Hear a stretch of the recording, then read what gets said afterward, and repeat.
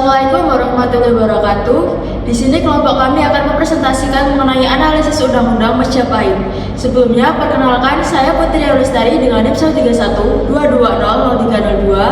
Saya Vicky Daksatria Hafila dengan NIM 13122000286. Saya Tim Kedriana Nawairindi dengan NIM 13122000282. Saya Hadia Safa Ayuwigati dengan NIM 13122000292. Saya Muhammad Kesyo Germanda NIM 13122000264. Undang-Undang Majapahit adalah sistem hukum yang digunakan saat Kerajaan Majapahit masih berjaya. Hukum ini tidak tertulis dalam bentuk undang-undang seperti sekarang, tapi tersebar dalam prasasti, piagam kerajaan, dan naskah kuno seperti Kutara Mawana, Dharma Sastra, dan Negara Kartagama. Hukum Majapahit merupakan campuran dari berbagai pengaruh, seperti adat istiadat lokal, ajaran Hindu dan Buddha, serta aturan yang langsung dibuat oleh raja. Dalam pelaksanaannya, hukum ini mencakup berbagai hal, mulai dari hukum pidana seperti pencurian atau pembunuhan, hukum perdata seperti urusan warisan atau utang piutang, sampai aturan soal tanah dan pemerintahan. Kalau ada pelanggaran hukum, biasanya ditangani oleh pejabat kerajaan, tapi kasus-kasus kecil bisa diselesaikan di tingkat desa. Menariknya, hukum Majapahit tidak hanya soal menghukum, tapi juga memberi kesempatan untuk memperbaiki keadaan. Misalnya, pencuri bisa dimaafkan jika mengembalikan barang curian dan membayar denda. Ini menunjukkan bahwa tujuan hukumnya bukan sekedar menghukum, tapi juga menjaga keharmonisan masyarakat. Dalam beberapa kasus, tanggung jawab hukum bisa dibebankan ke keluarga pelaku, karena masyarakat saat itu hidup dalam sistem yang sangat komunal. Selain itu, hukum juga membedakan perlakuan berdasarkan status sosial. Orang dari kasta tinggi bisa mendapat perlakuan berbeda dibanding rakyat biasa. Walau begitu, ada masa di mana hukum mulai diarahkan agar lebih adil bagi semua orang. Secara keseluruhan, sistem hukum Majapahit menunjukkan bahwa masyarakat saat itu sudah punya aturan hidup yang tertib, terorganisir, dan berdasarkan nilai-nilai keadilan. Sayangnya, hukum ini kemudian tersingkir oleh hukum kolonial, padahal sebenarnya bisa jadi sumber inspirasi bagi sistem hukum Indonesia sekarang. Di sini saya menjelaskan pasal 92 dalam Perundang-undangan Majapahit yang mengatur tentang larangan menebang pohon tanpa izin pemiliknya. Jika menebang pohon tanpa izin di siang hari, pelanggar akan dikenakan denda 4 tali oleh raja yang berkuasa. 4 tali dalam Perundang-undangan Majapahit adalah satuan nilai denda yang jumlahnya 4.000 perak KA, atau pelaku wajib mengembalikan pohon yang ditebang sebanyak 2 kali lipat. Jika pelanggaran ini dilakukan pada malam hari, hukuman yang dikenakan adalah hukuman mati. Artinya setiap orang pada masa itu tidak semerta-merta dapat menebang pohon sebelum menemukan dan meminta izin secara langsung kepada pemiliknya. Alasan saya memilih pasal tersebut adalah menunjukkan bahwa hukum pidana Majapahit juga masih memperhatikan perlindungan terhadap lingkungan, khususnya terkait dengan sumber daya alam seperti pohon. Walau begitu, masih ada kemungkinan terjadi penyelewengan pelestarian hutan di masa Majapahit yang menyebabkan bencana banjir, tanah longsor, dan lahar semakin parah sehingga mengubur peradabannya.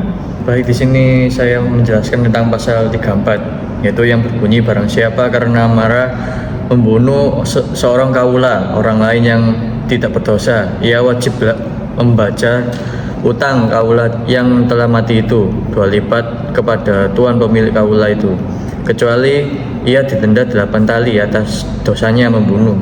Barang siapa membunuh orang lain yang bukan kaula dan tidak berdosa karena marah, ia akan didenda oleh raja yang berkuasa 4 laksa. Kecuali itu, ia harus memberikan uang penghapus dosa 8 tali kepada sanak saudara si korban. Pasal 34 dari hukum Majapahit merupakan salah satu bukti konkret bahwa peradaban Majapahit memiliki sistem hukum yang maju, terstruktur, dan mencerminkan nilai-nilai keadilan sosial serta tanggung jawab moral. Pasal ini mengatur secara spesifik konsekuensi hukum bagi seseorang yang membunuh orang lain karena marah dengan penekanan pada 2 kategori korban, kaula, budak atau hamba sahaya. dan orang merdeka.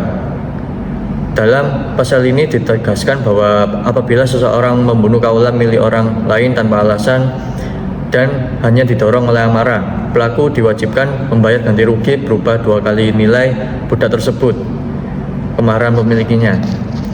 Di samping itu, pelaku juga dikenakan denda 8 tali yang mengindikasikan adanya unsur pidana atas tindakan pembunuhan tersebut.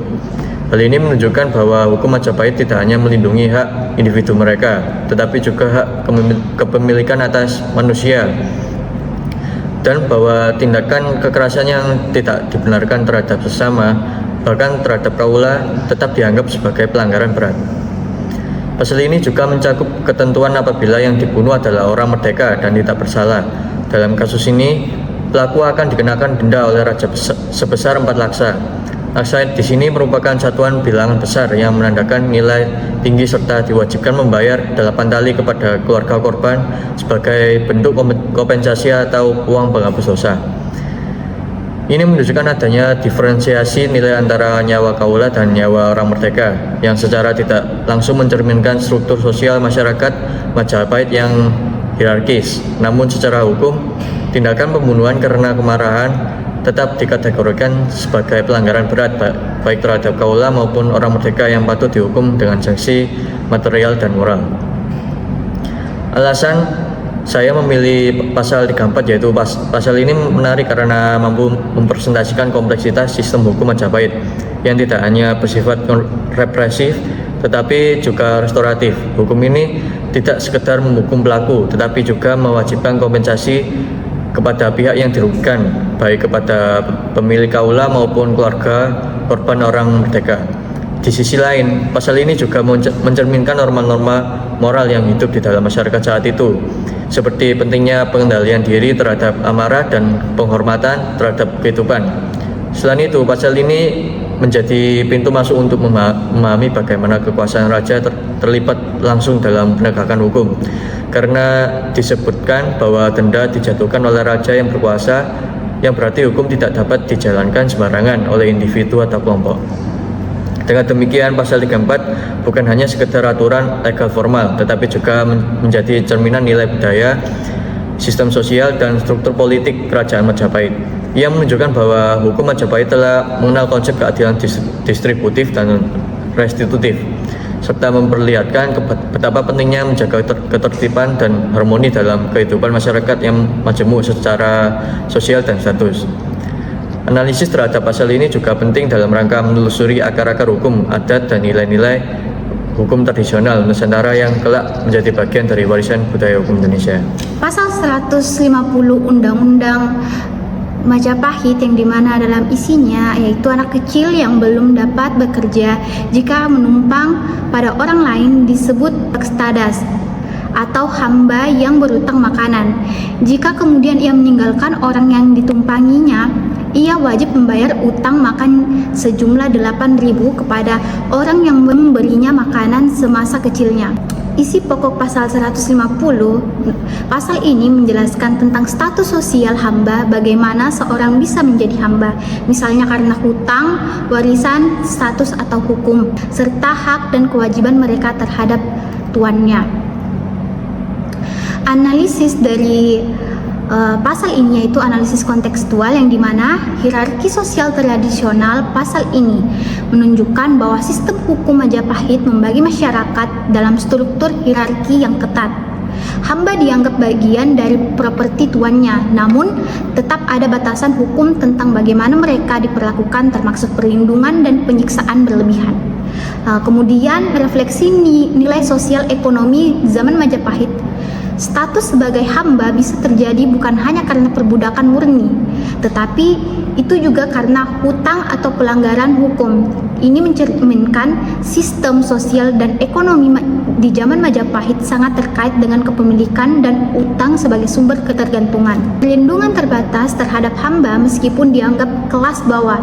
Hukum Majapahit tetap memberi beberapa perlindungan kepada hamba, misalnya larangan membunuh, menyiksa mereka tanpa sebab. ini mencerminkan bahwa hukum pada masa itu mengakui ekstensi kemanusiaan secara terbatas meskipun belum egaliter. Relevance history dalam konteks modern, pasal ini menjadi cermin bahwa sistem kerja relasi kuasa dahulu sangat timpang dibandingkan dengan prinsip ketenagakerjaan modern. Pasal ini bisa digunakan untuk menyoroti kemajuan besar dalam hak-hak pekerja serta sebagai pengingat bahwa eksploitasi bila tidak ada perlindungan hukum. Kesimpulan dari pasal 150 Undang-Undang Majapahit ini tentang mengatur status sosial hak dan kewajiban para hamba dalam masyarakat Majapahit. Meskipun bersifat represif, dari sudut pandang sekarang, pasal ini mencerminkan realitas hukum dan sosial pada zamannya. Kesimpulan dari kelompok kami dalam memilih pasal 92, 34, dan 150 dalam Undang-Undang Majapahit adalah menunjukkan bahwa sistem hukum pada masa itu telah mencerminkan prinsip-prinsip dasar dalam kehidupan bermasyarakat, seperti penghormatan terhadap hak milik, penyelesaian sengketa secara adil, serta peraturan hubungan sosial yang struktur. Dalam pasal 92 mengajarkan pentingnya menghormati kepemilikan dan menjaga lingkungan. Lalu dalam pasal 34 mencerminkan penerapan keadilan kehidupan sosial. Dan yang terakhir, pasal 150 menggambarkan struktur sosial yang kompleks namun tetap diatur dalam hukum untuk menjaga ketertiban.